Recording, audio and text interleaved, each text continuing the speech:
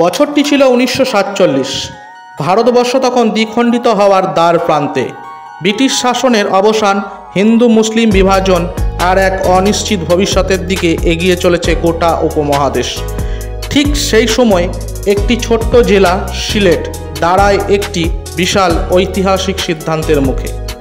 সিলেটবাসীকে প্রশ্ন করা হয়, আপনারা থাকবেন ভারতের আসাম প্রদেশে নাকি যুক্ত হবেন পূর্ব পাকিস্তানের সঙ্গে? এটা ছিল সিলেট গণভোট 1947, একটি ভোট যা বদলে দিয়েছিল হাজারো মানুষের ভাগ্য। সিলেটের গণভোটের বিষয়টি বুঝতে হলে আমাদের ব্রিটিশ ভারতে ফিরে যেতে হবে। সিলেট ছিল বহুদিন ধরেই মুসলিম অধ্যুষিত একটি জনপদ।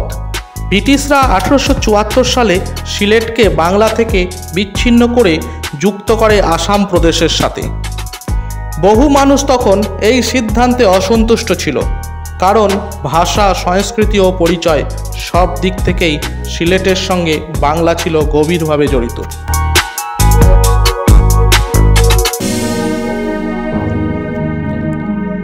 উনিশশো 1947 সালে যখন দেশভাগের আলোচনা চূড়ান্ত পর্যায়ে, তখন ভারতীয় জাতীয় কংগ্রেস ও মুসলিম লীগের মধ্যে আলোচনা হয় যে মুসলিম সংখ্যাগরিষ্ঠ এলাকাগুলোকে পাকিস্তানের অন্তর্ভুক্ত করা হবে। সিলেট আসাম প্রদেশে থাকলেও সংখ্যাগরিষ্ঠতার দিক থেকে হিন্দু ও মুসলিম ছিল সমান। তাই সিদ্ধান্ত হয় একটি গণভোট হবে, যেখানে সিলেটবাসী নিজেরাই সিদ্ধান্ত নেবে তারা কোথায় থাকতে চায়। গণভোটের তারিখ নির্ধারিত হয় 6 জুলাই 1947। ভারত ভাগের সময় এটিই ছিল প্রথম এবং একমাত্র গণভোট। 6 জুলাই 1947 সিলেটবাসী ভোট দেয় ইতিহাসের এক গুরুত্বপূর্ণ দিনে। চারিদিকে উত্তেজনা, আশঙ্কা এবং ভবিষ্যতের আশার মিশেল ছিল। প্রচার শুরু হয়ে যায়। মুসলিম লীগ তাদের র্যালিতে জনগণকে পূর্ব বাংলার সাথে যুক্ত হবার আবেদন জানায়। অন্যদিকে জাতীয় কংগ্রেস জনগণকে ভারতের সাথে যুক্ত হওয়ার আবেদন জানায়। জনগণের মধ্যে আবেগ তীব্র হয়ে উঠেছিল। এটি কেবল একটি রাজনৈতিক সিদ্ধান্ত ছিল না, এটি ছিল আঞ্চলিক পরিচয়, ধর্ম এবং এক অজানা ভয়ের মিশেল। 6 জুলাই 1947 মোট 4,33,546 জন ভোটার তাদের ভোট দিয়েছিল। ফলাফল প্রকাশিত হয়েছিল 8 জুলাই। কিন্তু এর ফল কি হয়েছিল? ফলাফল ছিল পরিষ্কার।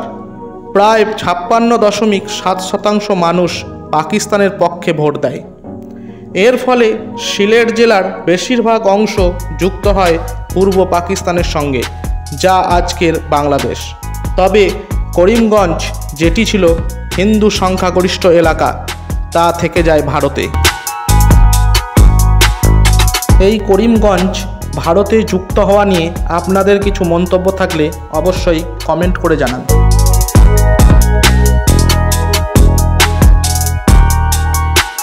এই গণভোট শুধু একটি রাজনৈতিক সিদ্ধান্ত ছিল না, এটি ছিল একটি জাতির ভবিষ্যৎ নির্ধারণকারী পদক্ষেপ।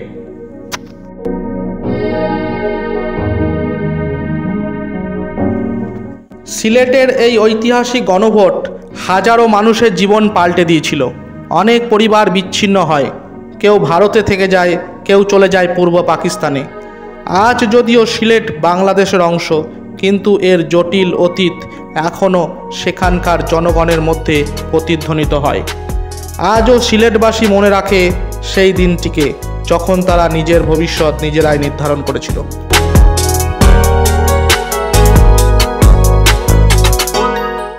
সিলেট গণভোট ছিল ইতিহাসের এক অনন্য ঘটনা, যেখানে জনগণের ইচ্ছা এক নির্ধারক ভূমিকা পালন করেছিল। আপনারা যদি এমন ঐতিহাসিক বিষয় নিয়ে আরও জানতে চান, তাহলে লাইক দিন, শেয়ার করুন এবং সাবস্ক্রাইব করুন আমাদের চ্যানেল।